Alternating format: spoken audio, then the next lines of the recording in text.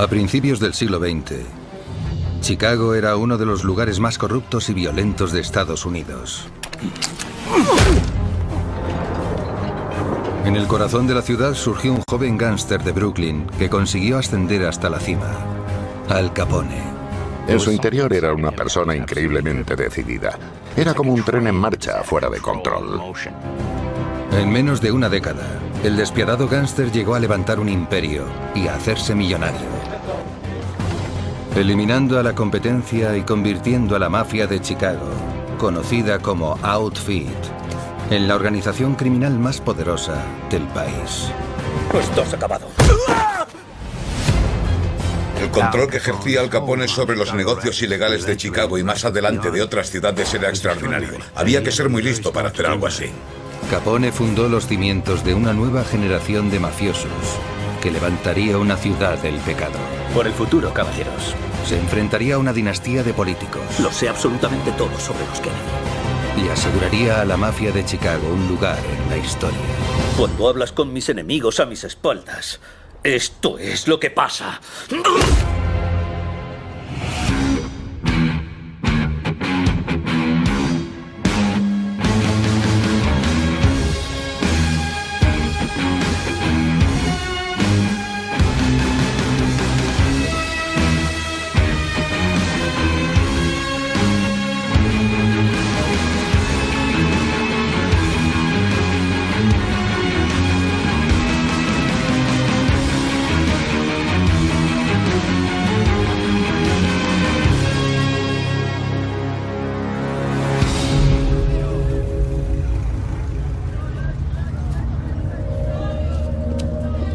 La historia del gángster más célebre de Estados Unidos comenzó en las calles de Brooklyn.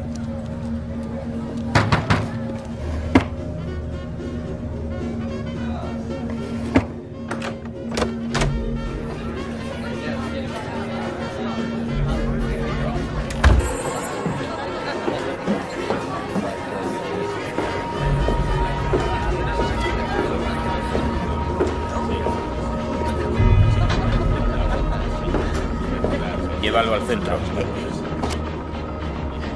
¡Esto es una redada! ¡Sí, nadie se mueva! ¡Vamos, date la vuelta! ¡Manos en la pared!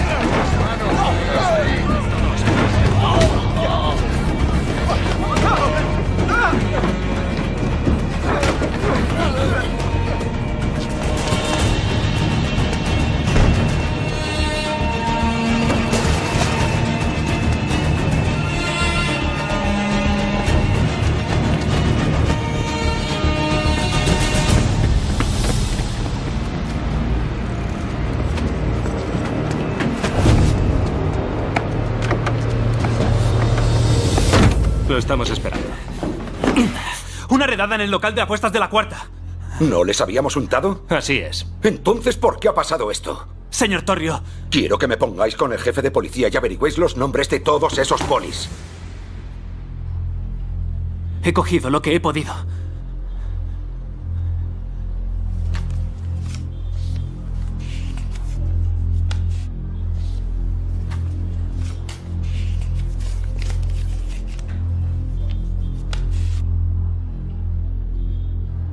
¿Cómo te llamas, chaval? Al Capone. Podríais aprender un par de cosas de este crío. Largo de aquí.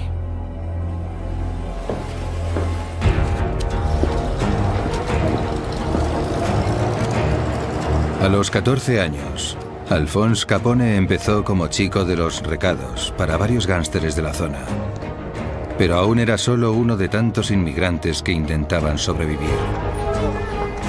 En 1913, casi 1 millón de personas llegaron a Nueva York en busca de una vida mejor. Los inmigrantes que vinieron a Estados Unidos, sobre todo a Nueva York, llegaron de forma escalonada. Los primeros fueron los irlandeses. Cuando llegaron los italianos, comenzaron a tratarlos como a gente de segunda. Algunos italianos solo podían acceder a trabajos extenuantes. Los italianos tenían realmente complicado integrarse en el estilo de vida estadounidense. Eran extremadamente diligentes, muy trabajadores, muy familiares y tenían que esforzarse el doble para sobrevivir en el país.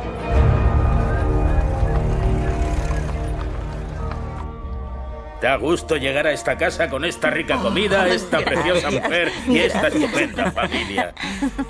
Qué guapa está vuestra. Al Capone vivía con sus padres y sus 8 hermanos en un pequeño piso de Brooklyn de 3 habitaciones. Al Capone provenía de una familia feliz y muy unida. Casi es imprescindible llevarse bien cuando en un piso tan pequeño vive tanta gente. Su padre trabajaba como barbero y hacía todo lo que podía por ganar dinero para alimentar a su numerosa familia. Pese a que todos sus miembros tenían trabajos respetables, la familia apenas podía salir adelante. Mi abuelo me contó que los 3 hermanos mayores dormían en la misma cama y era una cama individual. Creo que todos aspiraban a algo mejor.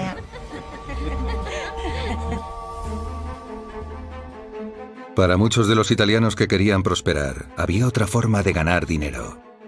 Nueva York estaba controlada por múltiples bandas callejeras, repartidas por toda la ciudad, que se asociaban para montar rentables negocios ilegales en sus barrios. Había bandas con todo tipo de intereses económicos. El número de actividades ilegales era apabullante. Había sitios donde se podía ir no solo a beber, sino a acostarse con prostitutas o incluso a jugar. Las bandas obtenían ingentes cantidades de dinero.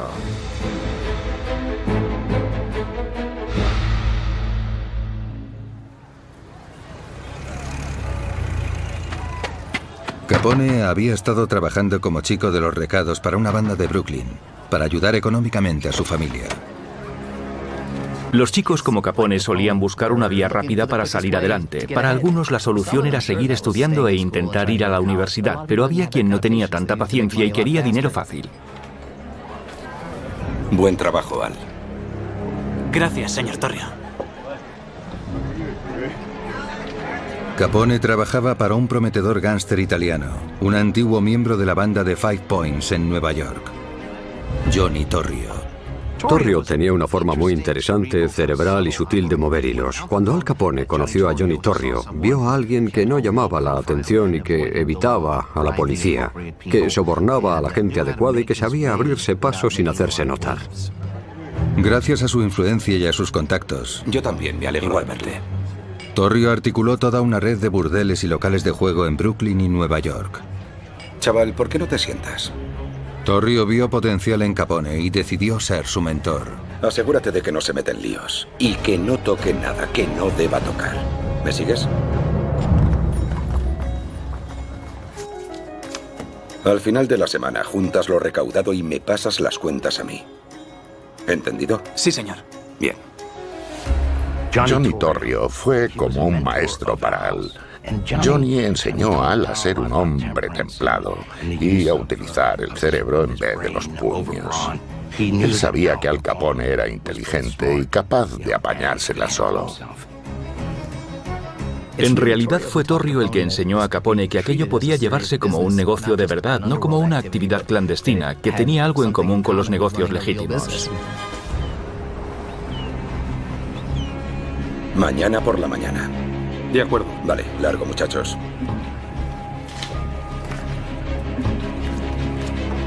Tras unos años preparando a Capone, Torrio decidió dejar Nueva York y aprovechar una lucrativa oportunidad en Chicago.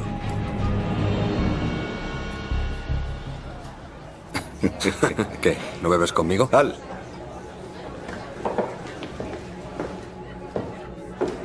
Escucha. Tengo que irme a Chicago por negocios. Estaré allí un tiempo. De acuerdo. Frankie necesita ayuda en la barra. ¿Sabes poner copas? Sí. Si necesitas algo, habla con Frankie, ¿vale? Estarás bien. Tienes la cabeza bien amueblada. Antes de dejar la ciudad, Torrio dejó a Capone con un importante mafioso que, además de tener un bar en Coney Island, era conocido en toda la ciudad por ser uno de los mejores sicarios de Nueva York. Frankie Yale era un matón. Era duro, violento y bastante peligroso. Y también más volátil y temperamental que Torrio. Mucha gente le tenía miedo, incluido Capone. Bebe.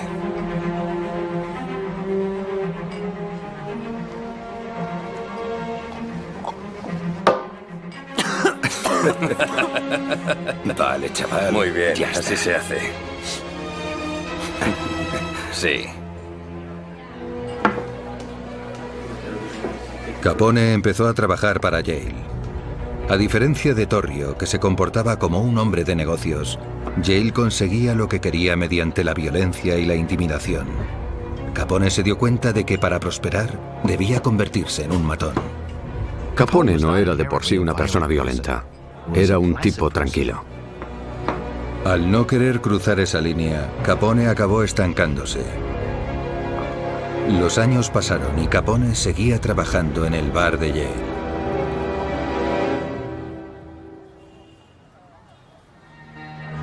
Sí, ahora te sirvo.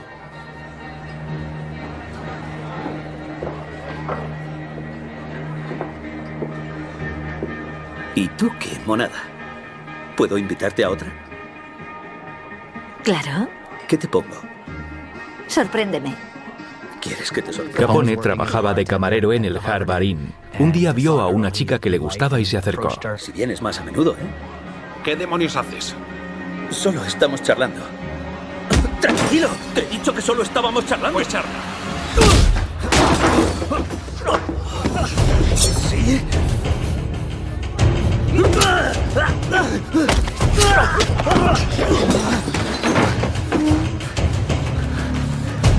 ¡Hijo puta!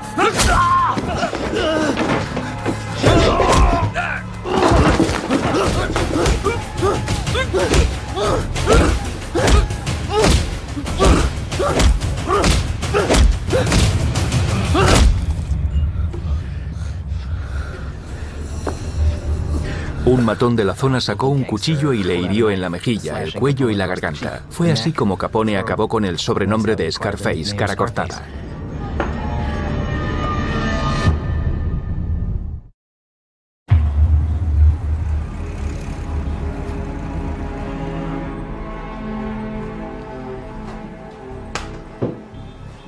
Al Capone tardó varios meses en recuperarse de las cuchilladas. Tener una cicatriz tan enorme, le habían hecho 3 cortes en la mejilla, tuvo que ser devastador.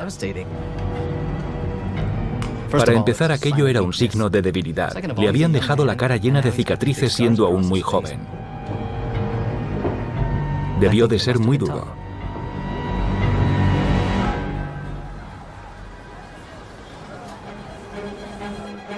¿Qué tal, caballeros? Sin otro trabajo a la vista, Capone volvió al bar de Yale. Sí, no está También empezó a salir con una chica llamada May Coughlin. Lo del bar está bien, pero... bien. Muchas horas, supongo. Sí, sí, eres preciosa, ¿sabes? May era toda una dama. Tenía mucha clase y además era muy guapa.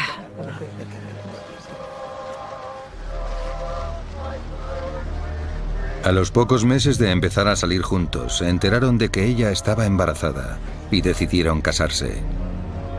Capone sabía que no ganaba suficiente como para mantener a su mujer y a su futuro hijo. Así que decidió escalar puestos en la organización de Frankie Yale.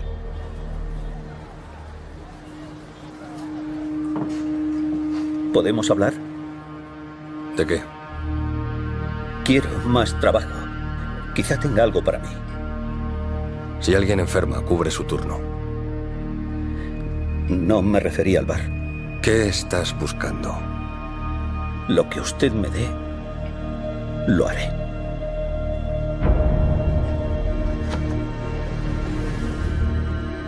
De acuerdo. Hay un tipo llamado Tony Perota que me debe 1.500 pavos. ¿Puedes cobrárselos? Confía en mí. Gracias. Capone. Vuelve con mi dinero. O no vuelvas. Sí, señor Yale.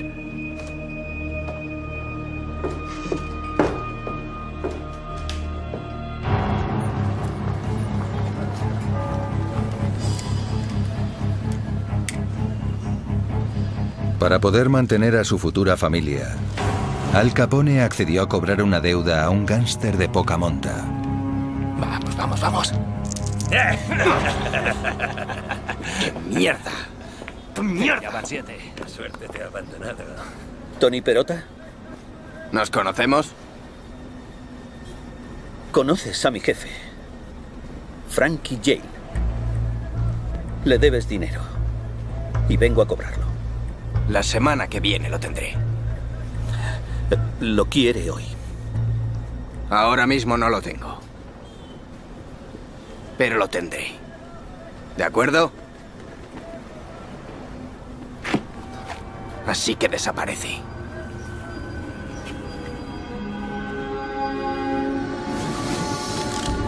Mira, no me iré sin el dinero. ¿Y qué vas a hacer? ¿Dispararme? Vamos, adelante. Dispara. Dispara. Venga, hazlo. Vamos, valiente. Ya imaginaba. No.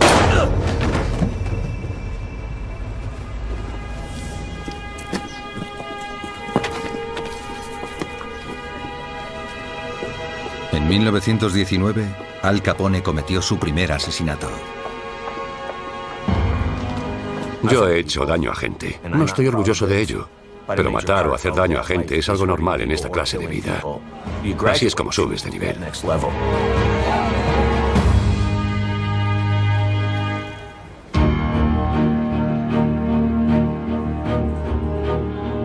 Tras cometer su primer asesinato, Capone se dio cuenta de que aquella no era la vida que él quería.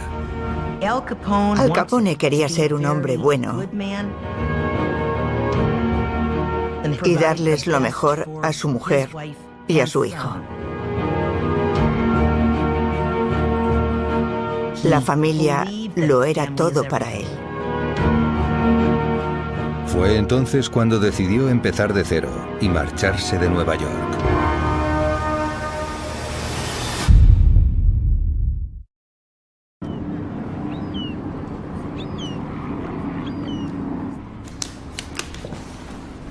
Las facturas y los recibos de estas 2 semanas. Quiero las nóminas mañana a primera hora. No se preocupe. Bien. Al Capone se fue de Brooklyn y se mudó a Baltimore. Así pretendía dejar atrás su barrio y alejarse de la delincuencia y las malas influencias. Consiguió un trabajo como contable en la Aiello Construction Company, que era una constructora perfectamente legal.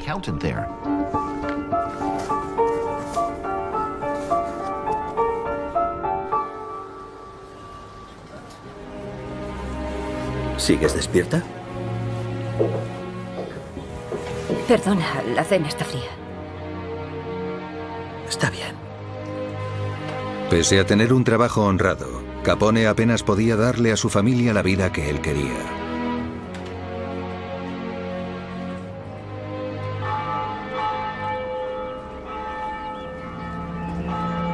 Gracias, papá. Nada. Vas muy elegante. En la primavera de 1919, Capone celebró el bautizo de su hijo y le pidió a su antiguo mentor, Johnny Torrio, que viniera desde Chicago para ser el padrino. Oye, ponte. Señor Capone.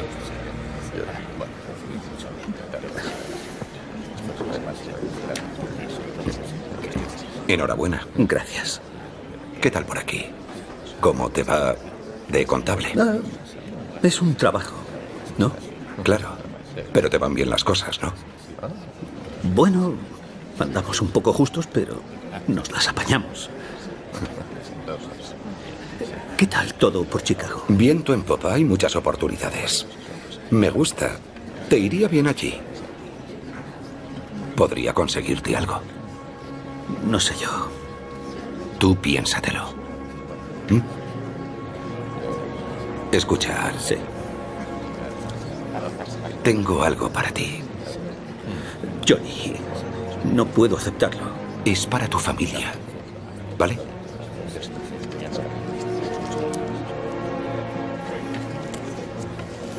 Gracias. Piénsatelo. Lo haré.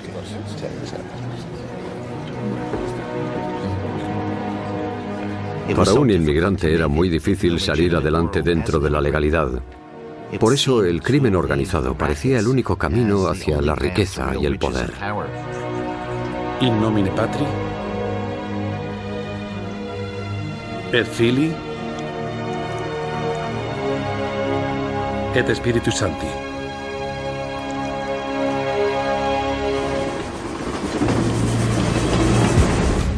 Capone decidió aceptar la oferta de Torrio y mudarse a Chicago. Dejó su trabajo en Baltimore. Su idea era que su familia se mudara con él una vez estuviera asentado.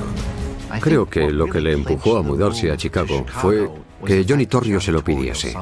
Si hubiera sido cualquier otro, quizá Capone se habría quedado en Baltimore para siempre. Pero si Johnny Torrio decía que tenía que hacerlo, entonces lo haría.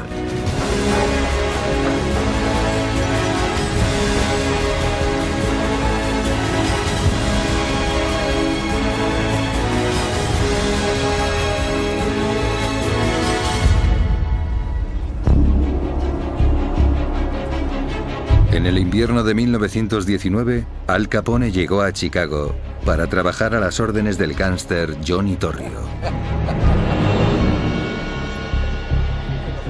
Disculpe. Bienvenido a Chicago. Johnny, esto es increíble. ¿Qué te sorprende? No, es que este sitio es fabuloso. Algo mejor que el de Nueva York, ¿eh? Sí, un poco. Hola. Vamos, te enseñaré esto. Tras dejar Nueva York, Torrio ascendió rápidamente en las filas del AMPA de Chicago. Dirigía cientos de burdeles y locales de juego en la ciudad. Y el más impresionante era el Four Deuces. Johnny Torrio gestionaba el Four Deuces. En la planta baja había un bar. En el primer piso, un local de juegos. En el segundo, un prostíbulo. Y en el tercero, las oficinas desde las que dirigía sus actividades ilícitas. Las operaciones de Torrio generaban al año un total de unos 55 millones de dólares actuales. Pero una gran parte de los beneficios iba a parar a su superior, el jefe mafioso más poderoso de Chicago, Big Jim Colosimo. Big Jim Colosimo fue sin duda el gángster con más éxito de Chicago antes de la ley Volstead. Su banda conseguía de lejos más beneficios que ninguna.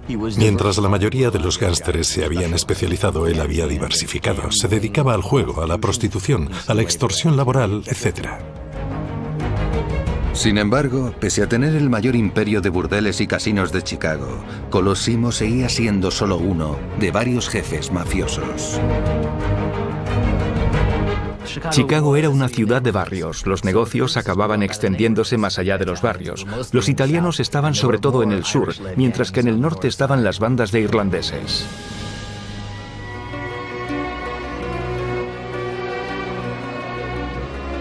Capone acababa de empezar a trabajar para una de las bandas más prósperas de la ciudad, sin sospechar que pronto, una decisión procedente de Washington cambiaría a la mafia de Chicago para siempre.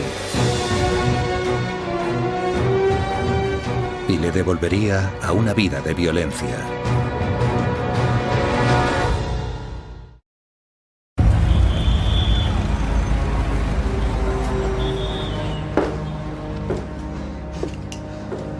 He estado revisándolo.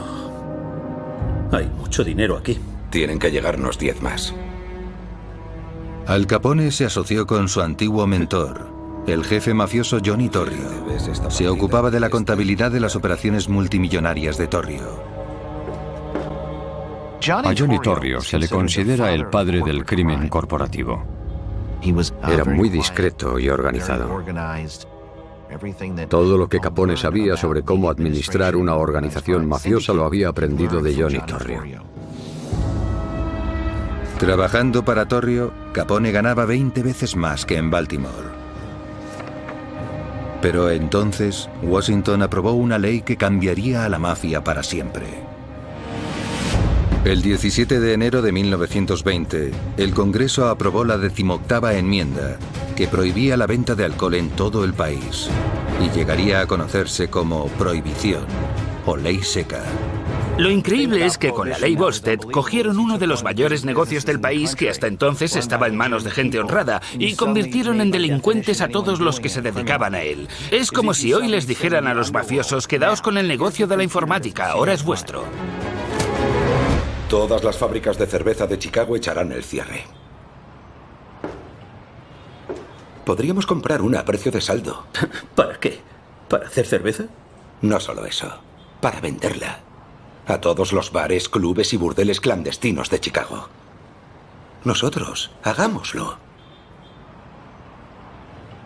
¿Cuánto cuesta una cerveza ahora? No sé, 5 centavos. Triplícalo. Cuando la prohíban, la gente pagará lo que sea.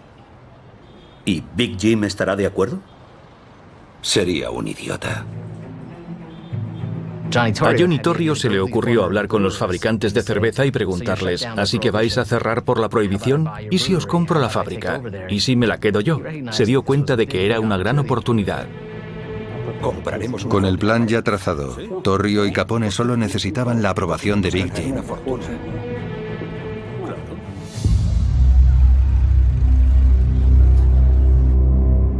Cuando lo tengamos todo montado, produciremos suficiente alcohol para todos sus bares, a precio de saldo. Si un barril nos cuesta 5 pavos, lo venderemos a 45. ¿Vender?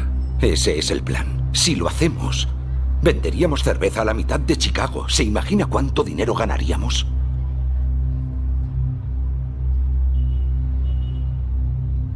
Seguiremos sirviendo alcohol en nuestros bares y burdeles. Pero no lo produciremos, ni lo distribuiremos. Estamos hablando de millones de dólares. ¿Te crees que solo se te ha ocurrido a ti? Todas las bandas de Chicago van a luchar por su trozo del pastel. Traerá problemas. Problemas que no necesito. Pues deje que lo hagamos nosotros. Nosotros nos ocupamos y nos repartimos los beneficios al 50%. ¿Al 50%? Tú trabajas para mí. Diriges mis negocios. Nadie de mi organización se dedicará al contrabando. Nadie. ¿Queda claro? ¿Os queda claro? Sí. Ahora largo.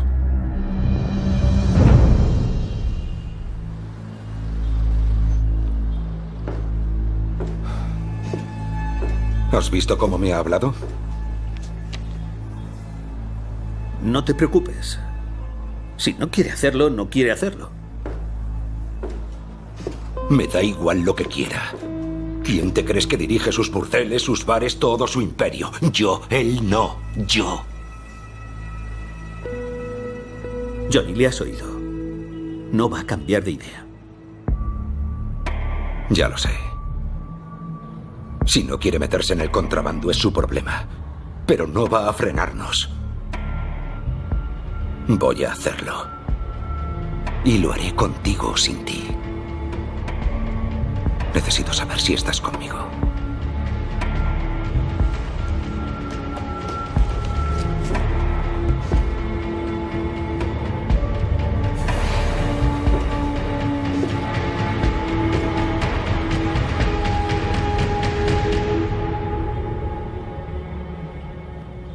Muy bien.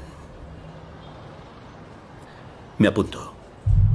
Capone y Torrio decidieron abrir su propio negocio de contrabando sin el apoyo de Big Jim, lo que suponía un desafío directo a uno de los hombres más poderosos y peligrosos de Chicago.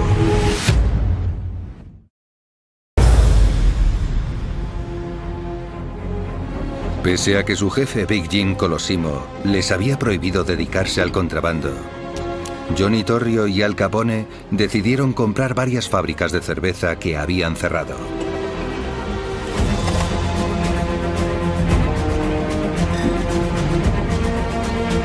Como esas fábricas habían cerrado por el acta de prohibición, Torrio pudo comprarlas a un precio muy bajo. ¡Vamos, chicos! Poneos en marcha. Al poco tiempo, empezaron a suministrar alcohol ilegal a cientos de bares y clubes clandestinos por todo Chicago. Torrio, que era un hombre inteligente, se dio cuenta de que no podía llevar ese negocio de manera caprichosa, sino que debía hacerlo como si fuera un negocio legítimo.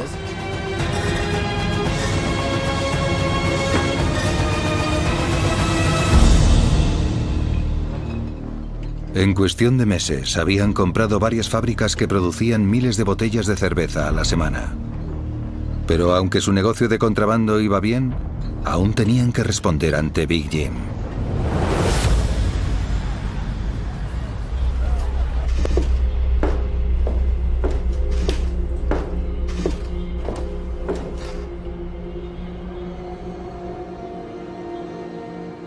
A ver las cuentas.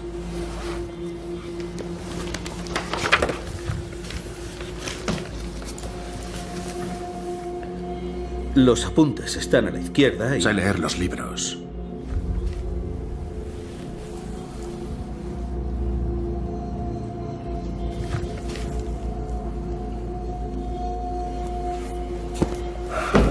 ¿Y esta cifra de aquí?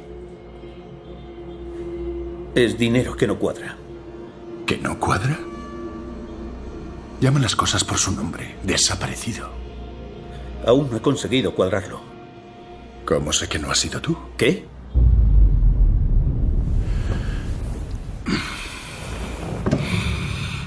¿Que cómo sé que no has sido tú? No he sido yo. Empecé de recaudador. Una vez un tío llamado Jordi Spencer tuvo un descuadre de $300. ¿Sabes lo que hice?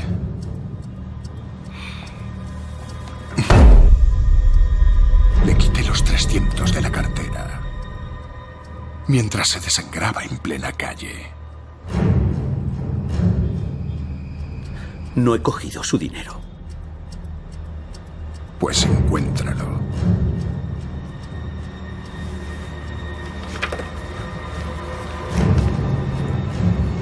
Capone estaba convencido de que Big Jim sospechaba lo de su negocio de contrabando.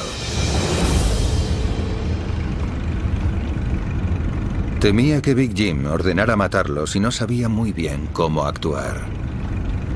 Estaba claro que Colosimo era peligroso. Si se enteraba de que habían conspirado contra sus intereses, estoy convencido de que los habría matado personalmente.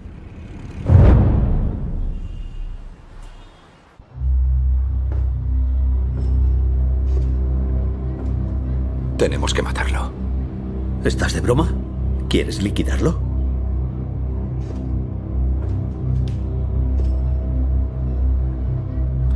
¿Crees que es buena idea? No nos deja otra opción, ¿no crees? Lo sé, pero aún así...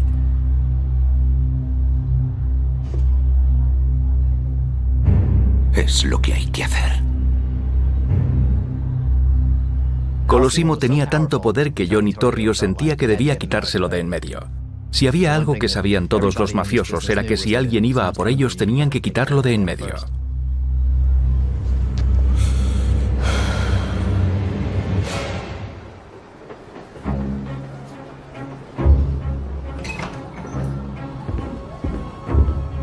Como Big Jim tenía tantos contactos en Chicago, Torrio se trajo de Nueva York a un sicario de confianza, Frankie Yale, el antiguo jefe de Capone.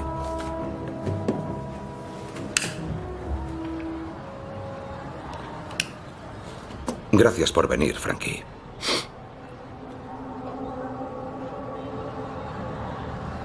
Me alegro de veros. A ti no te veía desde Brooklyn. Se suponía que iba a cobrar una deuda para mí. Acabó matando a ese tipo. Las cosas se torcieron. No te preocupes por eso. No podía pagarme. Vale. Tengo un trabajo para ti. Lo importante es que a nosotros no nos salpique, ¿de acuerdo? ¿Quién es? Big Jim. No, estáis locos. Tenemos que pasar a la acción. Y necesitamos tu ayuda. ¿Cuánto?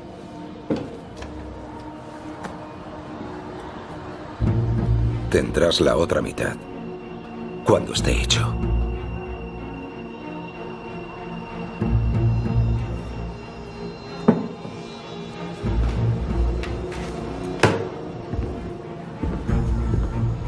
Dime cuándo y dónde.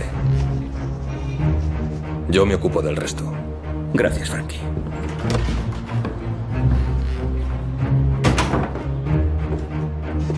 En el crimen organizado, intentar matar al líder de la familia son palabras mayores.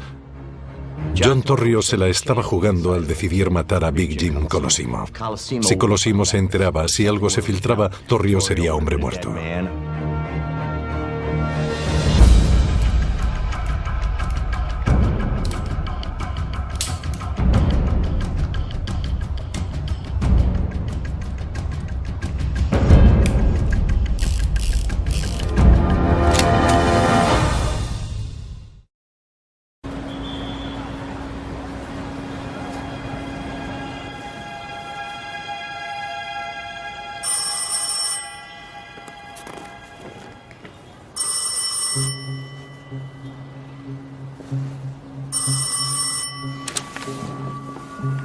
Sí. Soy Johnny. Hay un par de tipos que quieren verle.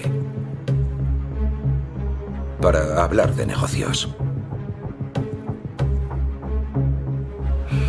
¿Puedes recibirlos? Bien. De acuerdo.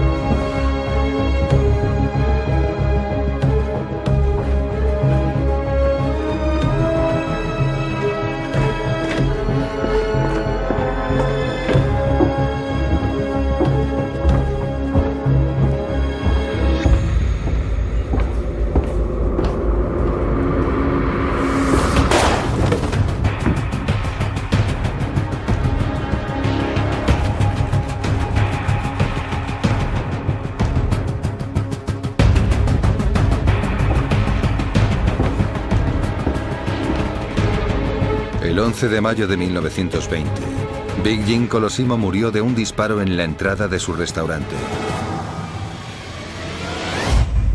Su asesinato causó un gran revuelo en Chicago, pero sin testigos dispuestos a declarar, el crimen nunca llegó a resolverse.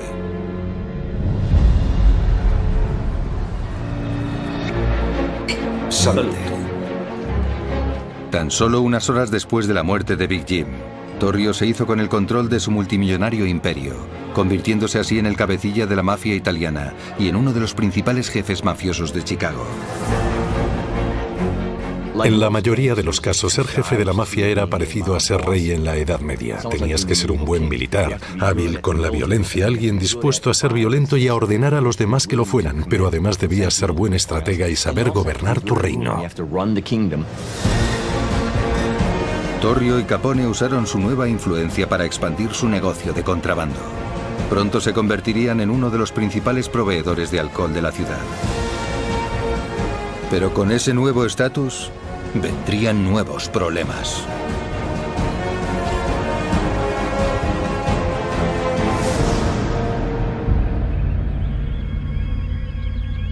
A medida que el negocio crecía, empezaron a asumir más riesgos y a expandirse hacia el norte, territorio controlado por sus rivales más duros.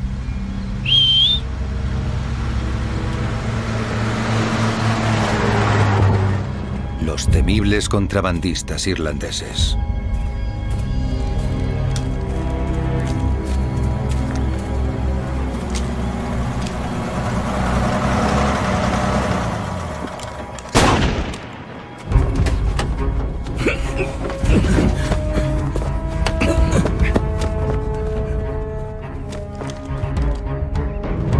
quién trabajáis?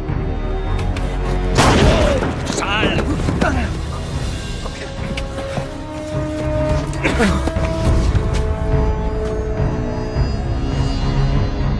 He dicho que para quién trabajáis. Para Johnny Torrio y Al Capone. Diles a esos italianos que no se acerquen al norte.